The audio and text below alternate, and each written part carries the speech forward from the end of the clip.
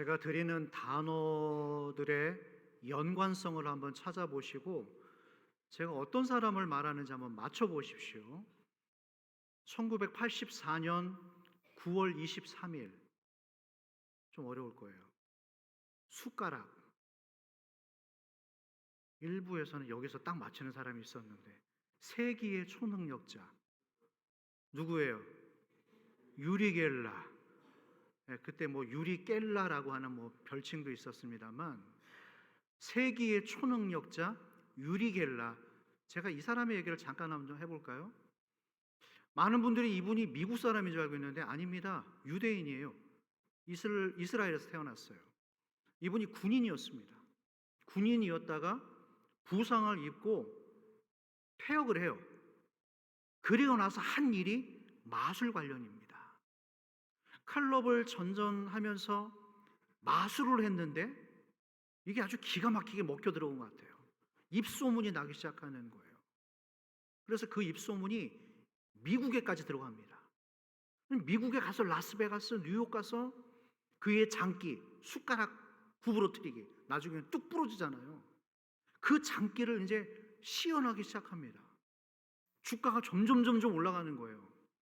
그러던 차에 미국의 CIA가, 참 재밌죠. 미국의 CIA가 그 유리 겔라에 대해서 뭐라고 평가를 했냐면, 그 사람의 능력은 믿을만하다라고 하는 호평을 합니다. 그 이후부터 그냥 전 세계적으로 유명세를 타기 시작했어요. 그래서 유리 겔라 씨가 1984년 9월 23일에 옵니다. 그랬는데 한 나라, 우리 한국의 공영방송, 그래도 명색이 공영방송에서 세기의 초능력자 유리 겔라 생방송으로 특별 쇼를 준비합니다. 기억나실 거예요. 지금 모른 척하고 가만히 서 계시는데 분명히 기억이 날 겁니다. 저도 기억이 나요. 그 생방송 중에 숟가락 구부리다가 뚝 떨어집니다. 난리 났잖아요. 한동안 이 유리 겔라의 신드롬이 가시질 않았습니다. 아마도 제가 기억하는데 그날 우리나라의 수많은 가정의 숟가락들이 온전치 못했을걸요. 여러분들도 분명히 해보셨을 겁니다.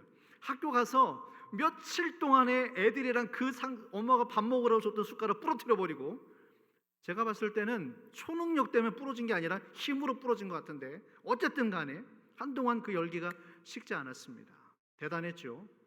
그런데 그 촌극이 어디까지 확장되냐면, 이거는 못 들으셨을걸요. 우리나라 국방부에서 유리 겔라 씨를 전방으로 데려갑니다. 그래서 북한이 땅굴을 파놨다고 하는데 땅굴 어디 있는지 좀 알아봐 달라고 그 부탁까지 했대요. 실제로 그렇습니다. 그런데 머지않아서 이 모든 것들이 초능력이 아니라 연출된 자작극이었다는 것이 드러났죠. 한마디로 전 세계의 사람들을 상대로 했던 속임수였다는 거예요. 여러분, 오늘 저는 여러분들과 이 문제를 가지고 좀 얘기를 나누고 싶어요. 속임수. 알고 계세요?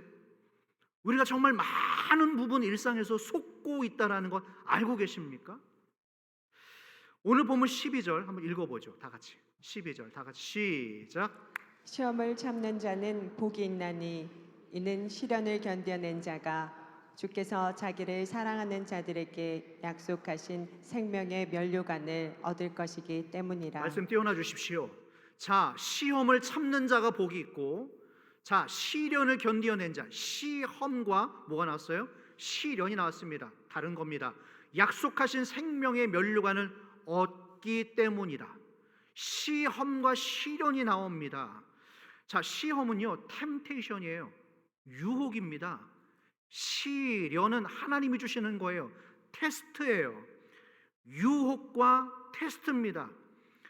시험과 시련을 끝까지 견디어내는 자, 속임수에 넘어가지 않고 시험을 끝까지 참게 되면 생명의 면류관을 얻게 된다고 합니다.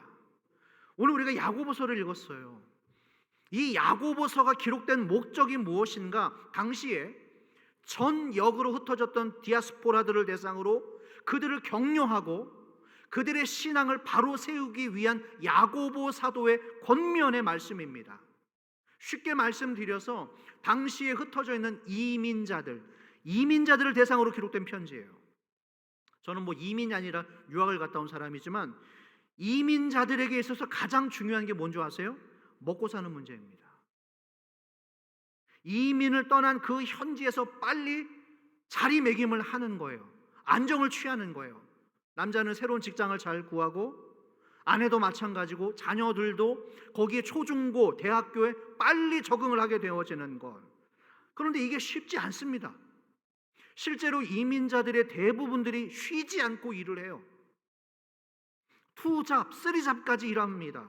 그 동네에 권총 강도가 들어온다는 소문이 있어도 그거를 가릴 수 있는 형편이 아니에요. 좋은 몫에 가게 놨다면 그냥 사야 됩니다. 일을 해야 돼요. 열심히 일합니다. 새벽부터 밤 늦게까지 코피 쏟아내면서 그렇게 일을 하는데 힘들다고는 말을 하지만 그때가 사실 템테이션, 유혹은 때는 아니에요. 이런 이민자들에게 언제 위기가 찾아오는 줄 아세요? 바쁠 때가 아닙니다. 위험할 때가 따로 있는데 사실은 먹고 살만해질 때예요. 희한하죠. 이민을 가서 정신없을 때는 시험이 없어요. 그러나 이 시기가 지나고 안정될 무렵에 소위 배부르고 등 따스워질 때 진짜 위험이 찾아옵니다. 고생했던 시간이 지나가고 이제는 그 시기를 넘어가고 굳이 자기가 일 안 해도 돼.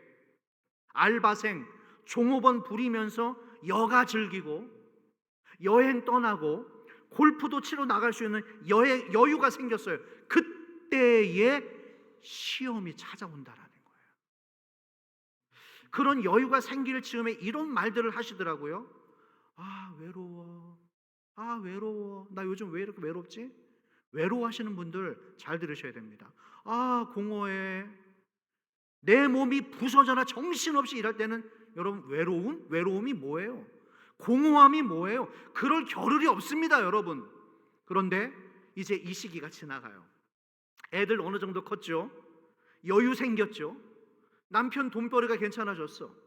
이제 취미 생활도 즐길 수 있게 될 즈음에 외로움이 찾아오기 시작해요. 외로워진다라는 말이 뭐냐면요, 여러분, 내 배우자로 그 외로움을 못 채운다라는 거예요. 내 배우자가 나의 외로움과 공허함을 채워주지 못한다는 말입니다.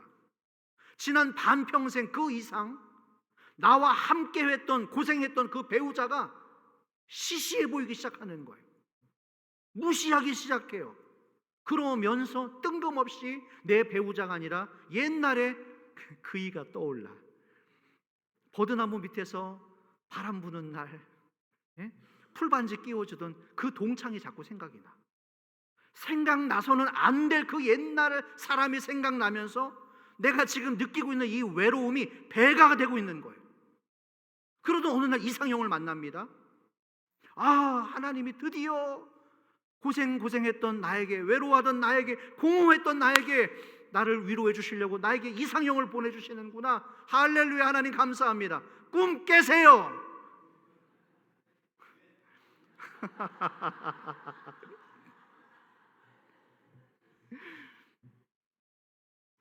잠을 더 자고 싶은데 잠을 깨 제일 듣기 싫은 말, 일어나, 일어나.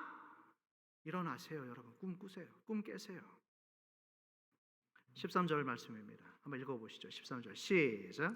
사람이 시험을 받을 때 내가 하나님께 시험을 받는다 하지 말지니 하나님은 악에게 시험을 받지도 아니하시고 친히 아무도 시험하지 아니하시느니라. 자, 13절 사람이 시험 받을 때에 내가 하나님께 시험을 받는다 하지 말라라고 돼 있어요. 여기서 시험이라고 하는 말은 유혹, 템테이션입니다. 여러분, 하나님께서 우리 인생에, 하나님은 선하신 분이세요. 우리에게 유혹을 주시는 분이 아닙니다.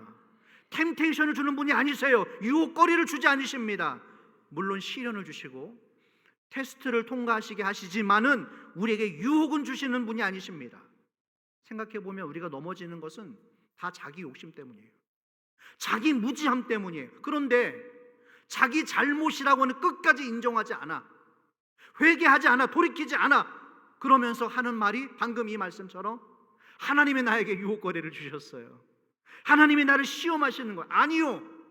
하나님은 우리를 넘어뜨리기 위해서 시험을 주시는 것이 아니다라고 분명히 야고보 사도가 말씀을 하고 있는 겁니다. 자, 유혹에 대해서 조금 더 나눠볼게요.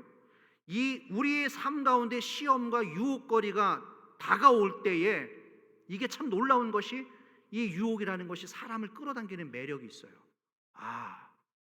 유혹이라는 것에 사람을 당기는 매력이 담겨 있다니까요. 14절 말씀입니다. 다 같이 시작. 오직 각 사람이 시험을 받는 것은 자기 욕심에 끌려 미혹됨이니. 자기 욕심에 끌려 미혹됨이니. 유혹받았다라는 것은 지금 뭔가의 매력에 내가 끌렸다라는 거예요. 이걸 인정하셔야 됩니다. 우리가 아무 사람에게나 끌리진 않아요. 자기 눈에 이상형이니까 끌리게 되는 것이고 거기에서 매력적으로 보이는 거예요. 사탄이 에덴 동산에서 하와를 꼬실 때 이 방법을 사용합니다. 자, 창세기 3장 6절이에요. 다 같이 시작. 여자가 그 나무를 본즉 먹음직도 하고 보암직도 하고 지혜롭게 할 만큼 탐스럽기도 한 나무인지라. 다음 말씀. 여자가 그 열매를 따먹고 자기와 함께 있는 남편에게도 주매 그도 먹은지라. 자, 이 앞절의 말씀 띄워주십시오. 자, 그 여자가 나무를 본즉 뭐라고요? 두 번째, 세 번째. 하와가 그 나무를 본즉 이 세 가지의 충동을 느낀 거예요. 유혹을 받은 거죠. 먹음직했다, 보암직했다, 탐스러웠다. 질문 드리겠습니다. 에덴 동산의 나무가 이 나무만 있었을까요? 그랬습니까? 그 외에 수많은 나무가 있었을 거예요. 더 멋있고 더 맛있는 열매가 있었던 나무가 있었을 것인데 왜 하필 그 중에 하나님께서 먹지 말라 금기시하셨던 그 나무에 끌리냐는 말이에요. 그 수많은 나무들 중에서 왜 하필 그 나무에 끌렸나라는 거예요. 사탄은 우리의 약점을 압니다. 내가 뭔가에 끌리고 내가 뭔가에 넘어질 것인 걸 미리 알고 우리 사방 주변에 그 미끼거리를 유혹거리를 풀어놓는 거예요. 여러분 속지 마십시오. 여러분 속지 마십시오. 왜 우리가 거기에 끌리는가? 먹음직한 거예요. 보암직한 거예요. 탐스러운 매력이 있었던 거예요. 그러나 이것은 하와의 눈에만 그렇게 보였습니다. 아담의 눈에는 그렇게 보이질 않았어요. 하와의 눈에 매력적으로 보였다는 것이 무슨 말인가? 하와의 눈이 지금 어떻게 된 거예요? 가리워져 있는 거예요. 이게 여러분 우리의 모습일 수 있어요. 사진 하나 띄워주십시오. 안대를 차고 있어요. 한 남자가 욕심이 들어가면 이렇게 됩니다. 볼 수가 없게 됩니다. 즉 욕심이 잉태하면 눈이 가리워져서 안 보이는 거예요. 눈을 뜨고는 있지만 볼 수가 없게 되는 거죠. 자, 그래서 본문은 15절에서 말합니다. 15절 말씀 다 같이 시작. 욕심이 잉태한즉 죄를 낳고 죄가 장성한즉 사망을 낳느니라. 말씀을 띄워주십시오. 욕심이 잉태한즉 욕심이 임신을 했어요.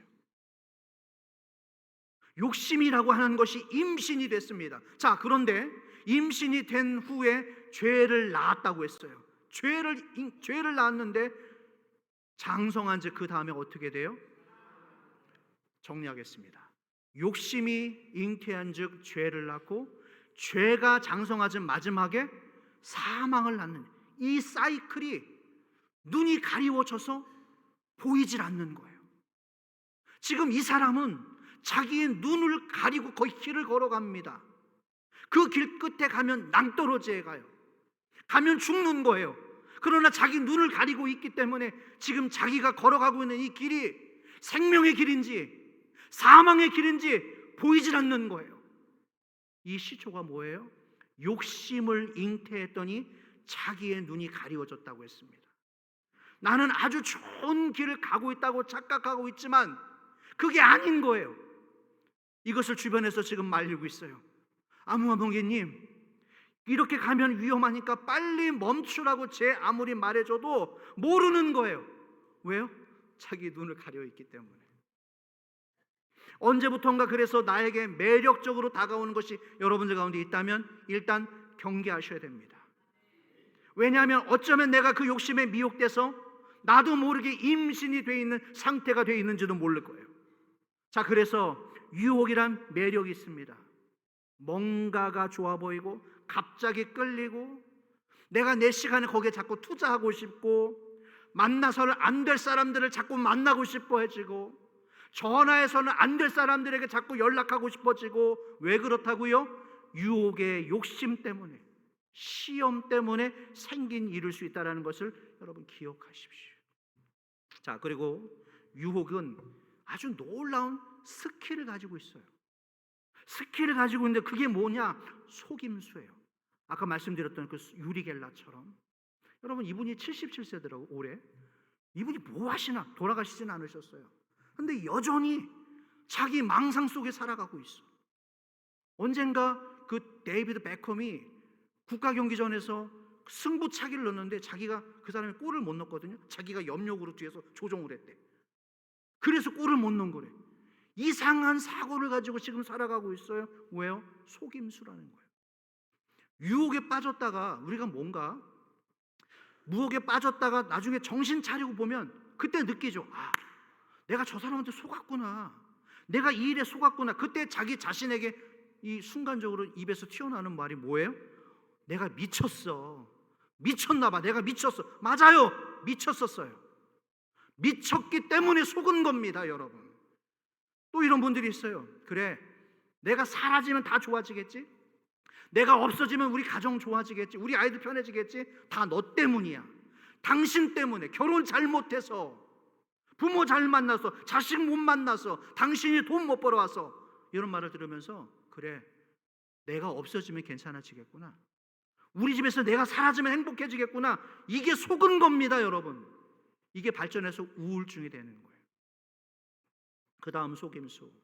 여러 가지 것이 있지만 이 시대적인 거짓말이 있어요. 많은 사람들이 속아가고 있거든요. 지금 우리 사회에서 일어나고 있는 가장 흔한 거짓말 대표 중에 하나가 바로 동성애예요. 동성애가 노멀하다고, 그러니까 평범하다라고 수많은 미디어와 예능 프로그램에서 이거를 지금 광고하고 있어요. 그 트랜스젠더들이 나와서 출연하는 횟수와 빈도, 영역이 날로 더 확장되고 있다는 것 여러분 지금 감지하고 있습니까? 우리도 우리지만 문제는 우리의 자녀들입니다. 이걸 잘 몰라요. 미국의 글로벌 엔터테인먼트 기업이죠. OTT 기업, 이 넷플릭스라고 하는 이 회사에서 우리나라가 이 넷플릭스 회사의 드라마나 요즘 K 문화, 막 한류 연불 타고 드라마, 영화 유행이잖아요. 우리나라가 이 넷플릭스, 미국의 넷플릭스 회사의 영화, 드라마를 판매하려고 할 때 조건이 있답니다. 잘 들어보십시오. 이런 거는 안 받는데요. 그게 뭐냐면 이 영화 스토리 안에 동성애 문제 있잖아요.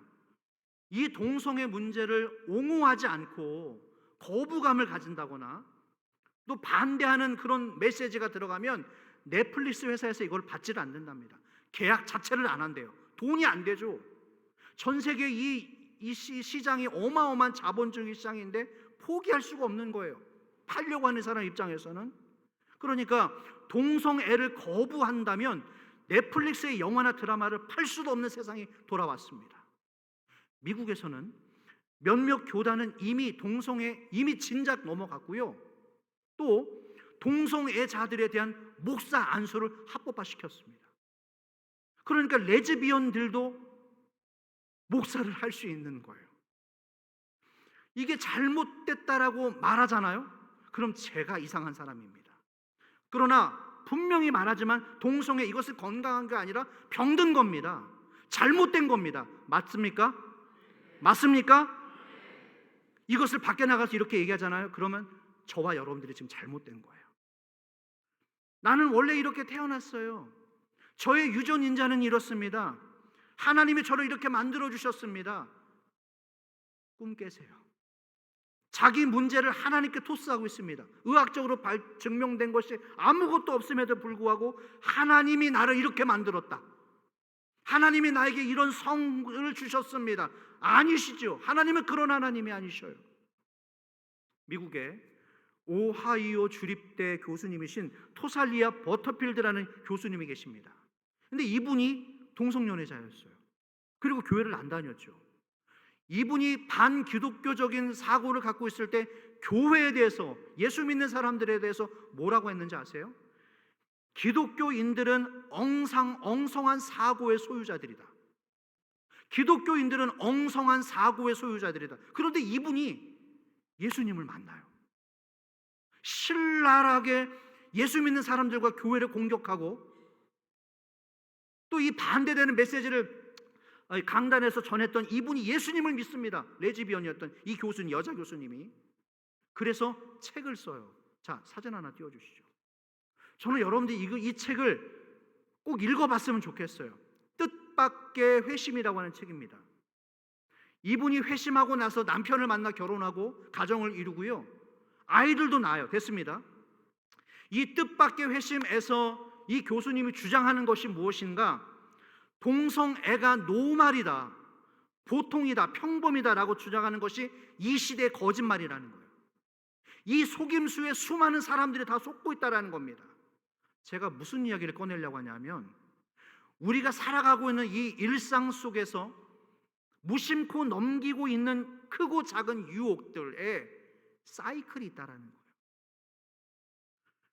그냥 시험이, 유혹이 나를 한번 찾아왔다가 그냥 순식간에 사라지는 것이 아니라, 여러분 잘 들어주십시오. 그 유혹이 잠깐 머물러서 떠나는 것이 아니라 내가 거기에 옹호하거나 마음을 여는 순간 다음으로 이어지고 또 다음으로 이어지고 또 이어지면서 이게 마치 끊어지지 않는 사슬과 같이 점점점 확대되어지는 죄의, 유혹의 사이클이 우리 인생 가운데 있다는 겁니다. 그런데 이게 잘못된 것인 줄을 모르고 신앙생활을 하시는 분들이 있어요. 아까 우리 읽었잖아요. 욕심이 임신한 즉 시간이 지나면서 이게 점점 자라요. 에이, 목사님 뭐 너무 하시네. 그런 작은 거 가지고. 아니요.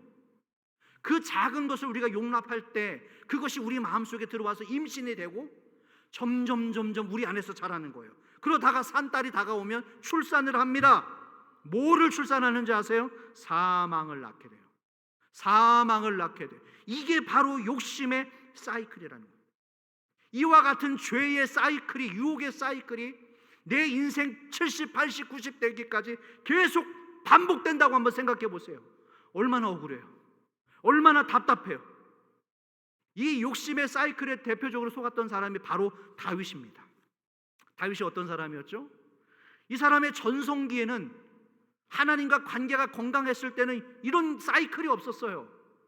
사울 왕에 쫓겨다니면서 고난의 시기에는 이런 것이 없었죠. 그런데 이 고생의 시기가 지나가 잘 먹고 잘 살고 편안한 시기가 되었을 때 어느 날 문득 찾아옵니다. 자기 부하의 충신, 그것도 자기 충신의 아내 밧세바가 목욕하는 것을 보고 음욕을 품는 순간에 또 낳고 되는 거예요. 끝내 불륜을 저지르고 말죠. 그리고 충성스러운 자기 부하를 죽여버립니다. 남편이 죽었어요. 이제 다윗의 아내가 됐잖아요. 합법이라 말할 수 있겠죠. 정당하구나 말할 수 있겠죠. 하지만 그 밧세바가 이 죄의 열매를 임신하게 되어지고 점점 자라요. 그녀의 몸 안에서. 그리고 산딸이 되잡니다. 산딸이 돼서 아이를 낳습니다. 그런데 그 아이가 어떻게 돼요? 말씀해 보세요. 어떻게 돼요? 죽어요. 그 욕심을 잉태한 즉 사망을 낳는다고 그랬는데 그 아이가 결과는 죽게 되어집니다. 야고보 사도는 지금 이 죄의 무시무시한 유혹의 사이클을 우리에게 말해주는 거예요. 아까 그 기억나시죠? 그림. 눈은 뜨고 있지만 안대로 눈을 가려있기 때문에 보이진 않아요. 내가 지금 걸어가고 있는 길이 잘못된 길인지 옳은 길인지 판단이 되질 않는 거예요. 내가 지금 결정하려고 하는 그 일이 판단이 되질 않는 거예요.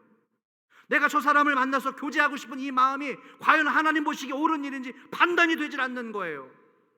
자기가 지금 이 죄의 유혹의 사이클 속에 들어와 있다는 것을 깨닫지 못합니다.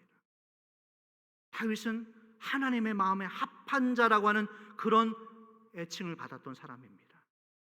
주위에서 수많은 사람들이 다윗을 말렸을 거예요. 왕이시여, 그것은 결코 의롭지 못한 행동입니다. 왕답지 못한 행동입니다. 당신 잘못했습니다 라고 하는 충고가 귀에 들렸을까요? 마이동풍이라는 말이 있어요. 마이동풍. 주변에서 아무리 말을 해줘도 들어먹지를 않는 거예요. 아무리 진지하게 말을 해줘도 하나님의 말씀이 일로 와서 일로 통과해버려요. 오늘 선포되는 하나님의 말씀이 내 심령 가운데 여기에 자리 잡아야 되는데 여기가 아니라 이쪽 길이 와서 그냥 흘려보내지는 겁니다. 다윗은 그 유혹의 사이클 속에서 머물면서 죽은 사람이나 다름없었어요. 한 나라의 왕이었지만 하나님의 은혜를 노래하던 그 영광스러운 그의 모습이 자취를 감춰버립니다. 그 충만했던 다윗의 장막에 하나님의 임재가 떠나가요. 지난주 베델, 하나님의 집, 그게 중요한 것이 아니라 뭐라고 그랬죠? 엘 베델, 하나님의 집에 하나님의 임재가 가득한 그 역사가 여러분들 가운데 있기를 축원합니다. 하나님의 집에서 베델로만 멈추면 안 돼요. 그 하나님의 집에 하나님의 영이 충만해져야 됩니다. 다윗이 이걸 깨닫지 못해요. 언제까지 깨닫지 못하는가? 죄악의 열매로 태어난 그 자기 자식이 죽을 때까지. 자기 자식이 죽어서야지만이 비로소 그제서야 깨닫습니다. 말씀의 은혜를 느끼지 못하고 혹 우리 가운데 최근에 어느 순간부터 이 예배의 감격이 떠나요. 지난날 그렇게 하나님 앞에 붙들려서 찬양을 하고 간절하게 부르짖던 그 기도의 능력이 내 입속에서 사라졌어. 어느 순간 내 입속에서는 불평만 나오고 불만만 나오고 얼굴에 가득했던 그 은혜와 기쁨의 역사가 사라져버렸어요. 오만 인상을 쓰고 저 사람 왜 저래? 뭐 때문에 저러는 거야? 항상 웃으면서 은혜 받았던 그 좋아하던 얼굴이 사라졌어. 주변에서 아무리 얘기를 해줘도 못 알아들어요. 하나님의 말씀이 들리지 않아요. 왜요? 그 사이클에 이미 넘어가 있는 거예요. 눈을 가리고 있는 거예요. 그러나 또 어떤 분들은 제가 봅니다. 반대로 이제 막 어떤 분들은 은혜에 불이 붙었어. 시간을 들이고 기꺼이 자기의 마음을 들이고, 제가 봤을 때 그분이 잘 사는 분이 아니에요. 어려운 분이죠. 한 달 한 달 채워 넣어야 될 것이 많아요. 그러나 그 어려운 상황 속에서는 물질로 누군가를 섬기고 기도로 섬기려고 하는 사람들이 계십니다. 옆에 있는 누군가는 이처럼 가슴을 치며 감격을 누리며 회개하며 기도하며 은혜 가운데 있는데, 어떤 분들은 죄의 유혹의 사이클에 빠져가지고 내가 지금 걸어가고 있는 길이 어떤 길인지도 몰라요. 왜요? 그 속임수의 소용돌이에 휘말려 있기 때문에, 속임수에 속아 넘어가 있기 때문에. 저는 그래서 여러분들에게 오늘 결론을 던집니다. 그 사이클을 끊어내시기를 주의 이름으로 축원합니다. 끊어내기를 축원합니다. 어떻게 끊어낼 수 있는가? 오늘 해결책 17절 말씀 다 같이 읽어볼까요? 17절 시작. 온갖 좋은 은사와 온전한 선물이 다 위로부터 빛들의 아버지께로부터 내려오나니 그는 변함도 없으시고 회전하는 그림자도 없으시니라. 이 말씀 띄워주십시오. 두 번째 줄의 끝에 부분, 오늘 우리에게 죄의 유혹을 끊을 수 있는 해결책 단 하나, 이 말씀을 믿으십시오. 그는 변함이 없으시다. 그는 변함이 없으시다. 아멘입니까? 하나님은 선하신 분이셔요. 그리고 회전하는 그림자라고 그랬잖아요. 이어지는 말씀, 이게 무슨 말인가? 당시에 시계가 없었습니다. 아이워치, 갤럭시 워치가 없었어요. 그때 당시는 해를 보면서 시계를 봤습니다. 해의 시계의 특징이 뭐냐면 시시각각 그림자가 위치에 바뀌어요. 하나님은 그런 그림자가 없으시다는 겁니다. 우리 인간들은 언제든지 하루에도 수십 번 이 손바닥 뒤집듯이 우리의 감정의 기복을 가지고 있지만, 하나님은 항상 선하시며 하나님은 항상 변함이 없으시며 오전이나 오후나 밤에도 동일하신 선하신 하나님을 믿으시기를 바랍니다. 하나님은 내 인생에, 우리 가정에 항상 좋으신 분이세요. 항상 좋은 것을 주시는 좋으신 분이십니다. 할렐루야. 때로는 내가 원치 않는 일을 만나요. 원치 않는 질병을 만나고 갑작스럽게 자녀들의 문제, 사업의 부도, 경제적인 문제, 물질의 어려움들을 만납니다. 하나님 나한테 왜 이러세요? 하나님이 나한테 태클을 걸어오시네. 하나님께서 우리 아이들에게 태클을 걸어오시네. 하나님, 이러실 수 있어요? 아니요. 이런 행동은 다 하나님의 선하심을 믿지 못하는 겁니다. 오늘 우리에게 주시는 말씀, 시련을 당할 즈음에 내게 피할 길을 주시는 하나님. 내가 시련 당할 즈음에, 유혹이 아닙니다. 시험이 아닙니다. 내가 시련을 당할 즈음에 피할 길을 주시는 그 변함없으신 하나님을 믿으시기를 축원합니다. 어쩌면 지금 이 순간에도 우리의 길을 만들고 계실 거예요.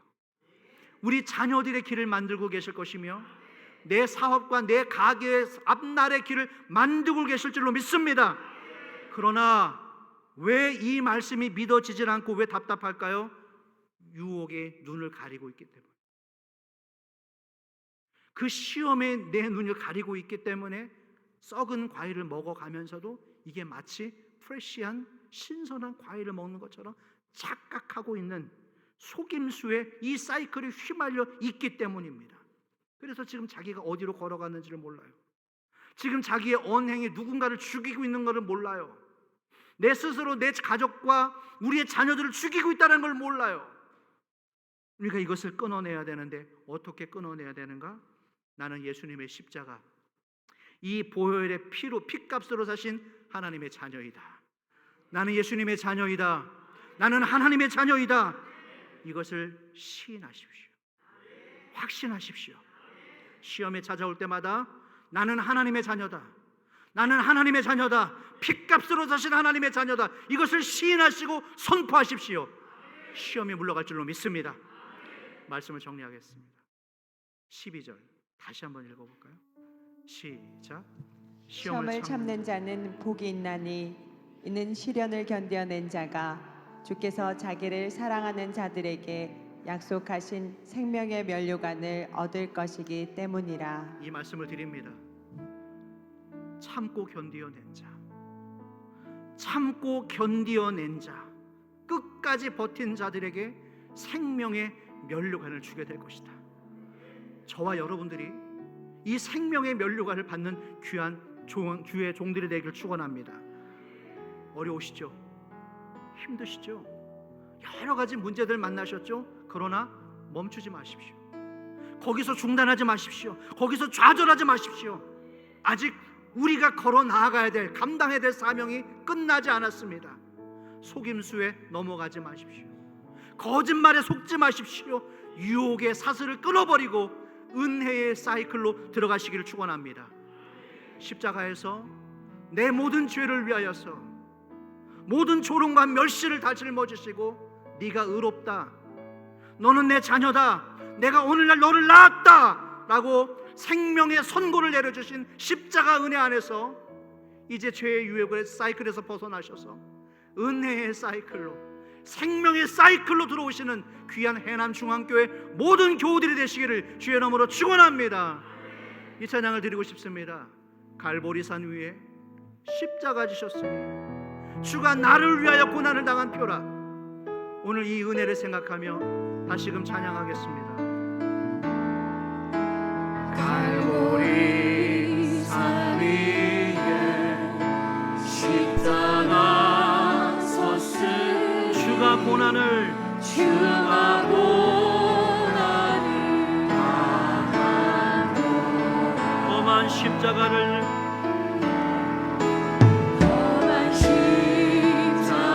내가 사랑함은 주가 보혈을 흘렸습니다.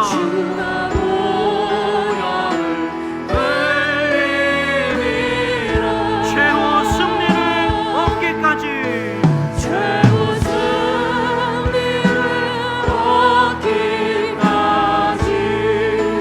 주의 십자가를